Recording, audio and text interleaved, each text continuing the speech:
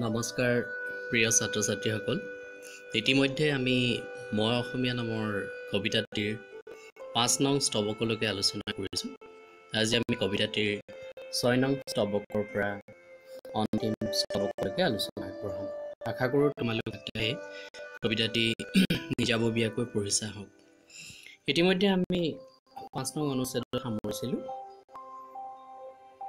আজি ৬ নং অনুচ্ছেদৰ পৰা আৰম্ভ কৰিছোঁ। বাঘ নখ পিন্ধে খাৰু, ভৰিৰ আঙঠি মহিং পেপাতি বজায়, হাঁহ কণী চাউলেৰে অসমৰ স্বৰ্গদেৱে দেউল সজায়। নদীৰ বালিত ভৰা সোণ চেকুৰীয়া, গুৰি হয় গছকত ভাগি। পুতিয়ে কাণত পিন্ধে সোণৰ থুৰীয়া, ভেকুলীয়ে ফুট লৈ সজাই সুৱাগি। নিষ্কৰ্মা ধোদৰ দলে বান্ধে ৰাজ-আলি, দোল সাজে ঢালি পিঠাগুৰি। বাৰতি সাগৰ খানি ৰচে বননিত, ৰংঘৰ কাৰেংঘৰ দীপ্ত স্বৰ্গপুৰী। সোণৰ অসম ই যে হীৰামণি মৰকত ধূলিত বাগৰে, মাটিৰ চৰুত জুখি সোণ চৰু ৰূপ চৰু দিয়ে ঘৰে ঘৰে। সেই সময়ত আহোম ৰাজত্ব কালত যিসকল লোক আছিল তেওঁলোকে বিভিন্ন ধৰণৰ খাৰু পিন্ধে আৰু বাঘ নখযুক্ত খাৰু পৰিধান কৰিছিলে আৰু ভৰিতো আঙুঠি পৰিধান কৰিছিলে আৰু মহৰ শিঙেৰে পেঁপা বজাইছিলে। আৰু সেই সময়ত তোমালোকে শিৱসাগৰত ইতিমধ্যে তোমালোকে বিভিন্ন ধৰণৰ দৌল দেৱালয়সমূহ দেখিছা। এইবিলাক আহোম ৰাজত্ব কালতে নিৰ্মাণ কৰা আৰু ইতিমধ্যেও সেইবিলাক জিলিকি আছে। সেই সকলোবিলাক কি কৰিছিলে, আগতে হাঁহ কণী আৰু চাউল বিশেষকৈ বৰা চাউল এইবিলাক লৈ তেওঁলোকে কৰাল সাজিছিলে আৰু তাৰে তেওঁলোকে সেইবিলাক সজাইছিলে। আৰু সেই সময়ত সোণৰ অসম বুলি কোৱা হৈছিলে। আৰু বালিৰ পাৰত বালিত কি হৈছিলে, সোণৰ কিছুমান চেকুৰা বা সোণৰ চেকুৰীয়া কিছুমান দেখিবলৈ পোৱা গৈছিলে। আৰু সেইবিলাক খোজ কাঢ়োতে গছকত ভাগি যায় বুলি কৈছে। আৰু অসমত পুঠি মাছেও সোণৰ থুৰীয়া কাণত পিন্ধে বুলি মোগলসকলে দেখিছিলে। আৰু ভেকুলীয়ে ফুট লৈ সুৱাগি লাগি তিৰোতাৰ দৰে ফুট লৈ সাজি কাচি থাকে বুলি কৈছিলে। আৰু এইখন হেন সোণৰ অসমৰ দেশত ধোদৰ যিসকল খুব এলেহুৱা লোক আছিলে, কাম বন নোহোৱা লোক, তেওঁলোকেও ৰজাৰ আদেশত ৰাজ-আলি বনাইছিলে আৰু দৌল সাজিছিলে ঢালি পিঠাগুৰি। আৰু তেওঁলোকে বিভিন্ন ধৰণৰ সাগৰ খানি বুলি কৈছে। সাগৰ বুলি কওঁতে বৰপুখুৰীৰ কথা কোৱা হৈছে। তোমালোকে শিৱসাগৰত বিভিন্ন ধৰণৰ পুখুৰী দেখিছা হওক, শিৱসাগৰ পুখুৰী, জয়সাগৰ পুখুৰী, হয় বাৰু, সেই সকলোবিলাক পুখুৰী আহোম ৰাজত্ব কালতে খনা হৈছিলে। ৰংঘৰ কাৰেংঘৰ দীপ্ত স্বৰ্গপুৰী। আৰু ৰংঘৰ কাৰেংঘৰ দীপ্ত মানে উদীয়মান অৰ্থাৎ উজ্জ্বলকৈ স্বৰ্গত থকা ৰাজকাৰেঙৰ দৰে লাগিছিলে, জিলিকি আছিলে। আৰু সোণৰ অসম, এয়া সোণৰ অসম আছিলে য'ত হীৰামণি মৰকত ধূলিত বাগৰে। ইয়াত বিভিন্ন ধৰণৰ মণি মুক্তা এইবিলাক ধূলিতে বাগৰি পৰি থাকে বুলি কৈছিলে। আৰু মাটিৰ চৰুত জুখি এচৰু এচৰুকে সোণৰ ৰূপ চৰু ঘৰে ঘৰে বিলাই বুলি কৈছে। এতিয়া আহিছোঁ পৰৱৰ্তী স্তৱকলৈ।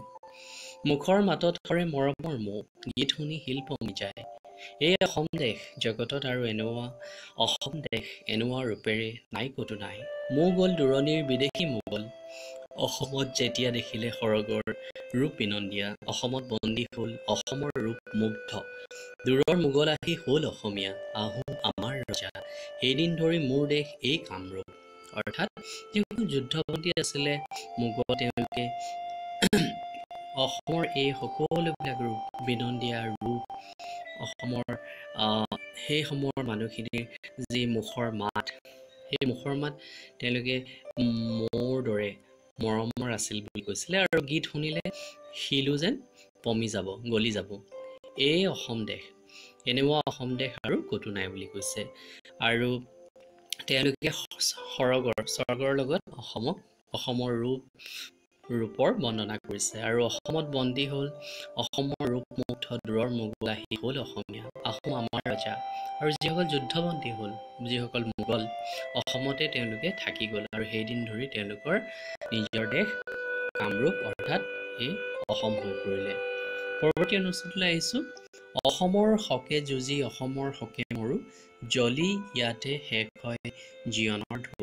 আৰু তেওঁলোকে অসমৰ হকে এতিয়া যুঁজিব, অসমৰ হকেই মৰিব আৰু জীৱনৰ অন্তিম স্তৰলৈকে ইয়াতে থাকিব।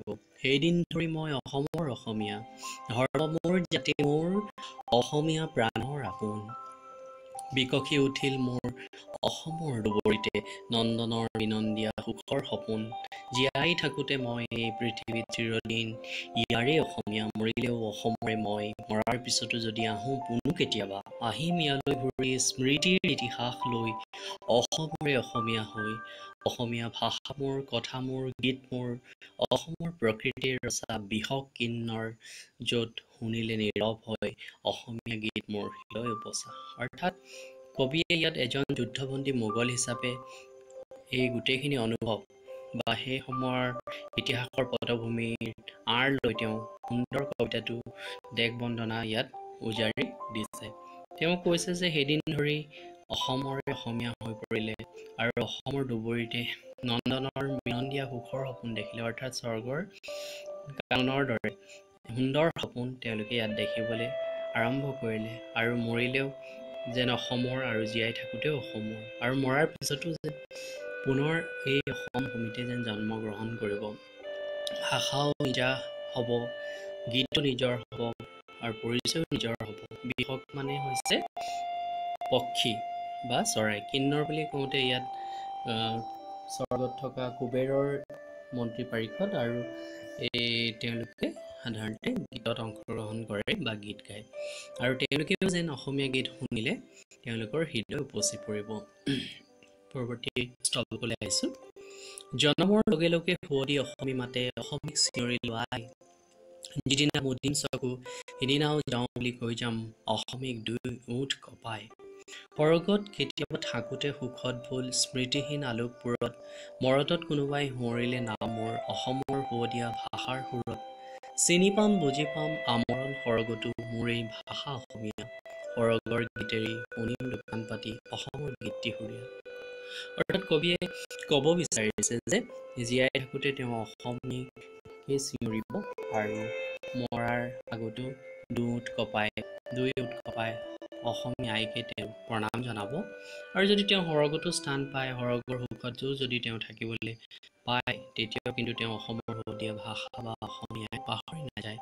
আৰু মৃত্যু পৰ্যন্ত বা তেওঁ স্বৰ্গগামী হ'লেও অসমীয়া গীত যদি কোনোবাই শুনে বা কোনোবাই গুণগুণাই, যেন তেওঁ দোকান পাতি সৰগৰ পৰাও সৰগৰ গীত এৰি অসমৰ গীতহে যেন শুনিব। অন্তিম অনুচ্ছেদলৈ আহিছোঁ। জীৱনে মৰণে মই চিৰদিন অসমীয়া, অসমীয়া দেশ প্ৰাণ মন। জীয়াই থাকোঁতে মই অসমৰে অসমীয়া, মৰিলেও বৰি ল'ম অসমৰ অমীয়া মৰণ। অৰ্থাৎ মই জীয়াই থাকোঁতেও অসমীয়া, মৰিলেও অসমীয়া, অসমীয়াই মোৰ দেশ, অসমীয়াই মোৰ প্ৰাণ, অসমীয়াই মোৰ মন। আৰু জীয়াই থাকোঁতেও মই অসমৰে অসমীয়া আৰু মৰিলেও মই আমৰণ পৰ্যন্ত অৰ্থাৎ নমৰা পৰ্যন্ত বা মৃত্যুৰ পিছতো মই যেন অসমৰে গুণগান গাম, এইবুলি কবিয়ে ব্যক্ত কৰিছে। অৰ্থাৎ এটি সুন্দৰ কবিতা চৈয়দ আব্দুল মালিক ডাঙৰীয়াদেৱে ৰচনা কৰিছে। আৰু এই কবিতাটিৰ মাজেৰে অসমৰ সেই সময়ৰ গৌৰৱ গাথা প্ৰকাশ পাইছে, লগতে তেওঁৰ দেশ মাতৃৰ প্ৰতি থকা স্বদেশ প্ৰেম কবিতাটিত সুন্দৰকৈ জিলিকি উঠিছে। আশা কৰোঁ কবিতাটো তোমালোক আটাই অলপ হ'লেও বুজিব পাৰিছা হওক, আৰু তোমালোকে চেষ্টা কৰিবা কবিতাটো পুনৰ পঢ়িবা আৰু পাৰিলে আবৃত্তি কৰিবলৈও চেষ্টা কৰিবা। আজিলৈ ইয়াতে এৰিছোঁ। ইয়াৰ পৰৱৰ্তী পাঠত আমি কবিতাটিৰ মূল ভাৱ, সাৰাংশ আৰু বিভিন্ন প্ৰশ্নোত্তৰ আছে, এইবিলাকৰ বিষয়ে আলোচনা কৰিম।